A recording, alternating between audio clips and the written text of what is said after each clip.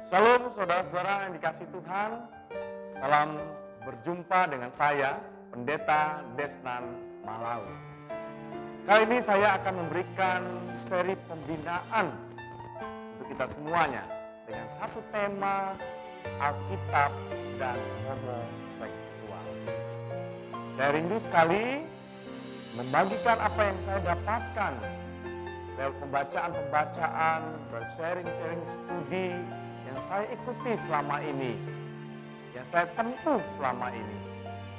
Apalagi istilah LGBT yang selama ini cukup hangat diperbincangkan, masih populer di perbincangan belakangan ini.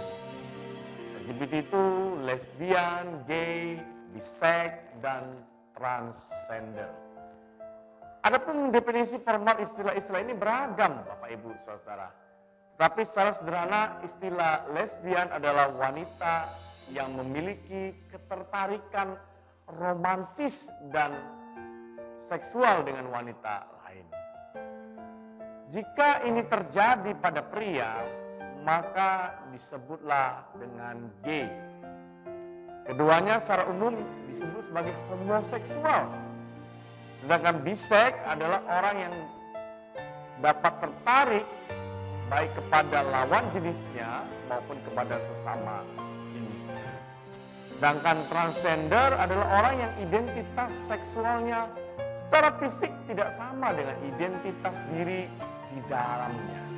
Misalnya, seseorang berkelamin pria tetapi meyakini diri yang ada di dalam tubuh pria itu sebenarnya adalah wanita. Nah, Bapak Ibu Saudara, tahukah saudara, hal-hal yang tadi saya sampaikan sebenarnya istilah LGBT ini mengemuka di dunia yang lebih luas melalui berbagai media. Ternyata semua itu dipicu oleh keputusan Supreme Court Mahkamah Agung Amerika Serikat pada tanggal 26 Juni 2015 yang melegalkan pernikahan sesama jenis di Amerika Serikat. Sekalipun begitu, sesungguhnya perdebatan tentang LGBT, perjuangan untuk melegalkan dan memberikan hak yang sama kepada LGBT, serta upaya untuk memperlihatkan bahwa LGBT tidak bertentangan dengan nilai-nilai keagamaan, khususnya kekristenan, sudah terjadi sejak beberapa dekade terakhir. Sebagai negara yang dibangun atas nilai-nilai kekristenan, hal ini tentu memicu reaksi besar dari gereja-gereja di Amerika Serikat. Dan tentunya terbawa ke berbagai belahan dunia lain, termasuk di Indonesia. Sejumlah seminar kita tahu, talk show sejenisnya tentang tema-tema ini diadakan di berbagai Indonesia ini, daerah di Indonesia. Apalagi di masa pandemi yang seperti ini, di mana segala sesuatu dapat dilakukan secara daring. Sejumlah orang bisa melakukan webinar-webinar tentang hal ini. Sejalan dengan itu, pada kesempatan ini saya mau berbagi dengan membahas beberapa aspek tentang perihal ini. Dengan fokus yang pasti lebih kepada homoseksualitas. Ketika membicarakan masalah homoseksualitas, ada banyak pertanyaan yang mencuat. Apakah seseorang menjadi homoseks sejak dilahirkan? Artinya faktor genetika dan internal dari dalam dirinya, atau akibat lingkungan serta pola asuh dan hal eksternal lainnya. Lalu, apakah seorang homoseks terlepas penyebabnya dapat berubah menjadi heteroseksual dan sebaliknya? Kemudian, apakah seorang yang berorientasi homoseks adalah orang yang berdosa sekalipun dia tidak melakukan tindakan homoseksualnya? Mungkin ada juga bertanya, apakah orang yang melakukan tindakan homoseksual berdosa sekalipun tindakannya dilakukan dengan penuh cinta kasih dan komitmen kepada pasangannya tersebut?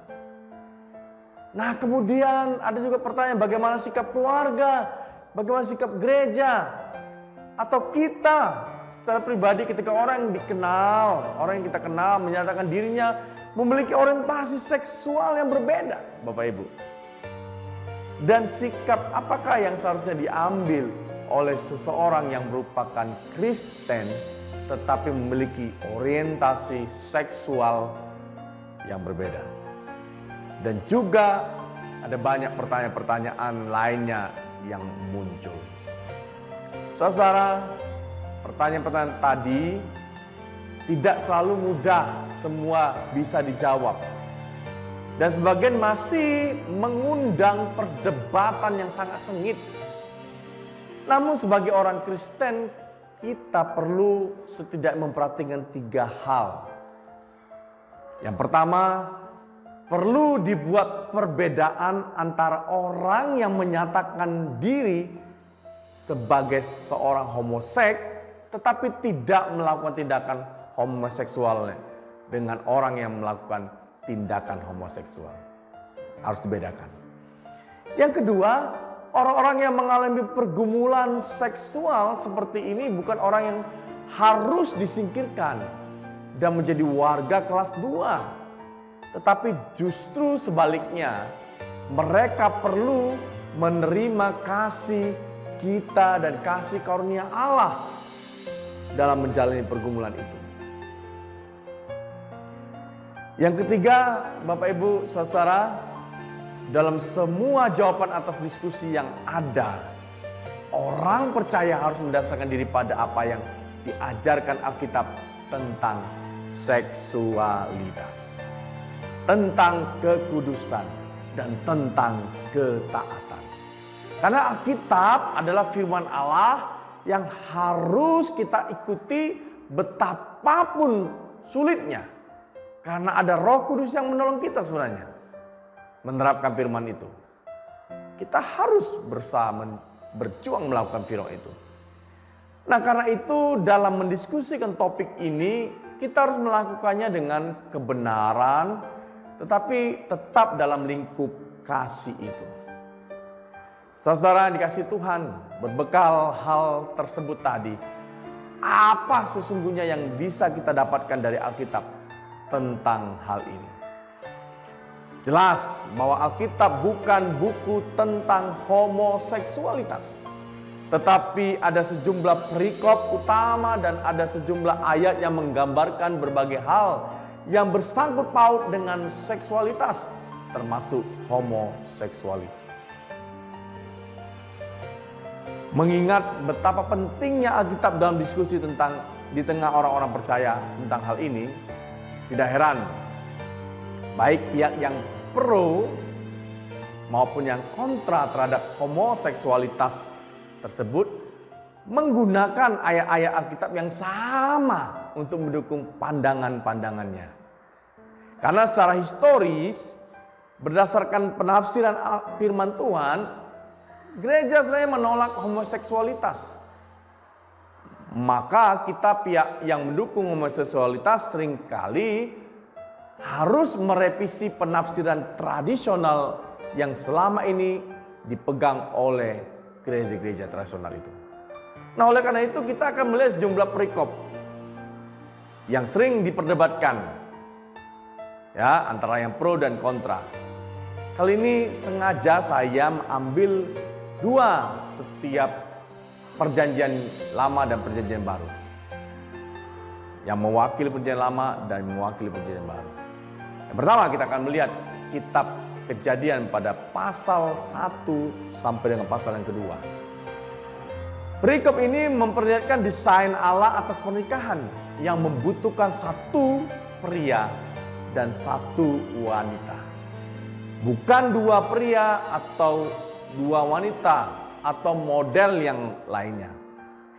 Ada sejumlah alasan pendukungnya, yaitu pertama, Hawa diciptakan untuk menjadi penolong yang sepadan. Sebagai penolong tentu ada kesamaan, yakni sama-sama manusia, bukan hewan. Tetapi juga ada perbedaan, yakni seorang wanita bukan seorang pria. Karena itulah Adam merasa puas Kita bisa lihat bandingkan dalam Kejadian 2 ayat 23. Yang kedua, istilah satu daging dalam Kejadian 2 ayat 24. Yang terutama menyatakan keintiman seksual. Mensyaratkan adanya dua orang yang berbeda. Dua orang yang memiliki tipe sama, pria dan pria atau wanita dan wanita. Jelas tidak menghasilkan kesatuan fisik yang benar. Kesatuan fisik tidak akan terjadi hanya dengan saling berpegang tangan atau saling menyentuh. Nah, yang ketiga, hanya dua orang dari jenis berbeda yang akan mampu melakukan yang namanya prokreasi, menghasilkan keturunan, yaitu dalam sebuah pernikahan. Meskipun keintiman seksual tidak hanya untuk prokreasi dan prokreasi bukanlah satu-satunya tujuan pernikahan, sebab memang pernikahan akan tetap valid sekalipun tidak menghasilkan keturunan. Ingat itu. Tetapi rancangan dasar Allah atas pernikahan mencakup prokreasi. Dalam Kejadian 1 ayat 27 sampai 28.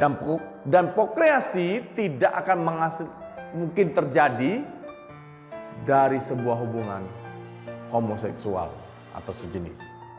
Yang keempat, Yesus sendiri meneguhkan perikop ini. Dalam Matius 19 ayat 4 sampai 6 atau Markus 10 ayat 6 sampai 9, ketika ditanya tentang masalah perceraian, Yesus menolak perceraian dan membawa para penanyanya kembali kepada rancangan Allah mula-mula. Ketika dia menciptakan pria dan wanita, tidak ada tanda apapun yang mengisyaratkan bahwa Yesus dapat menerima relasi sejenis tersebut. Yang kelima, signifikansi sejarah penebusan dari pernikahan sebagai simbol ilahi dalam Alkitab hanya berlaku jika pasangan itu saling melengkapi, komplementer. Di dalam karya penciptaan, Allah menciptakan berbagai pasangan seperti ada langit, ada bumi, ada matahari, ada bulan, ada pagi dan petang, ada siang dan ada malam, dan berpuncak pada ada pria dan ada wanita. Saudara, masing-masing tak terlepas dari pasangannya, tetapi juga tidak dapat dipertukarkan. Selain itu, turunnya langit dan bumi yang baru dalam kitab Wahyu didahului oleh pesta perjamuan kawin anak domba Allah. Ingat, pernikahan menjadi simbol dari misteri kesatuan Kristus dengan gerejanya. Karena itu, makna pernikahan bukan hanya pada aspek saling berkorban dan komitmen perjanjian seperti yang juga diagungkan pendukung pernikahan homoseksual, tetapi juga membutuhkan saling melengkapi, komplementaritas yang tidak dapat dipertukarkan, dan ini hanya bisa dilakukan dalam konteks pernikahan pria dan wanita tentunya. Inilah yang pertama dalam perjanjian lama. Yang kedua, dalam perjanjian lama saya ambil dalam Kejadian pasal 19. Saudara, Sodom dan Gomora adalah dua kota yang mendapat hukuman demikian keras dari Allah. Dosa apakah sebenarnya yang diperbuat oleh penduduk kedua kota ini sehingga dihukum keras? Dalam Yeskiel 16 ayat 44 sampai 58 memperlihatkan bahwa dosa penduduknya mencakup ketidakadilan sosial, mencakup kesombongan, kejahatan seksual terhadap perilaku homoseksual. Nah, ada istilah kekejian, tanda kutip, pada ayat 50. Ini adalah juga istilah yang dipakai dalam Imamat pasal 18 ayat 22 dan Imamat pasal 20 ayat 13 yang menggambarkan perilaku homoseksual. Ini ditegaskan oleh tafsiran para ahli Yahudi pasca pembungan yang menyiratkan bahwa kejahatan seksual Sodom dan Gomora adalah sangat luar biasa dan mencakup perilaku tidak natural. Grafiti di kota Pompei yang musnah oleh letusan gunung berapi memperlihatkan aktivitas homoseksual yang tinggi disertai acuan kepada Sodom dan Gomora. Nah, selain itu saudara, dalam Yudas pasal 7 menyatakan mengatakan alasan penghancur Sodom dan Gomora adalah pencabulan dan kepuasan yang tak wajar. Yang lebih tepat ditafsirkan sebagai perilaku homoseksual. Nah, hal ini menolak pendapat sebagian ahli yang mengatakan itu adalah hubungan seksual dengan malaikat, karena penduduk Sodom dan Gomora waktu itu tidak tahu bahwa tamu Lot sesungguhnya adalah malaikat yang menyerupai pria. Saudara, selanjutnya kita akan lihat pada Alkitab Perjanjian Baru, yaitu saya ambil dari dalam kitab Roma pasal yang pertama. Di dalam Roma pasal pertama ayat 18 sampai 32, murka Allah dinyatakan kepada mereka yang menekankan kebenaran Allah, yakni mereka yang menukar kemuliaan Allah dengan kebodohan penyembahan berhala. Menukar kebenaran tentang Allah dengan dusta dan menukarkan relasi natural antara pria wanita dengan yang sejenis. Semuanya berbicara tentang pergeseran dari desain Allah semula. Di dalam ayat 27, problemnya adalah jenis kelamin, bukan masalah berlebihan, yakni mereka yang menambahkan pengalaman aktivitas homoseksual karena nafsu berlebihan ketika tidak lagi cukup berhubungan secara heteroseksual. Istilah tak wajar tanda kutip pada ayat 26 sampai 27 dalam bahasa Yunani sering dipakai di dunia waktu itu untuk menjelaskan bentuk aktivitas seksual yang menyimpang, khususnya perilaku homoseksual. Para pendukung homoseksual mengatakan bahwa istilah wajar harus diartikan sebagai nomor sosial yang biasa berlaku. Namun acuan kepada penciptaan di dalam perikop ini menunjukkan bahwa wajar lebih tepat dipahami sebagai sesuai dengan desain Allah yang semula. Nah, ancaman hukuman mati menunjukkan betapa seriusnya kejahatan tersebut. Nah, saudara, selanjutnya yang kedua, itu yang pertama dalam perjanjian baru.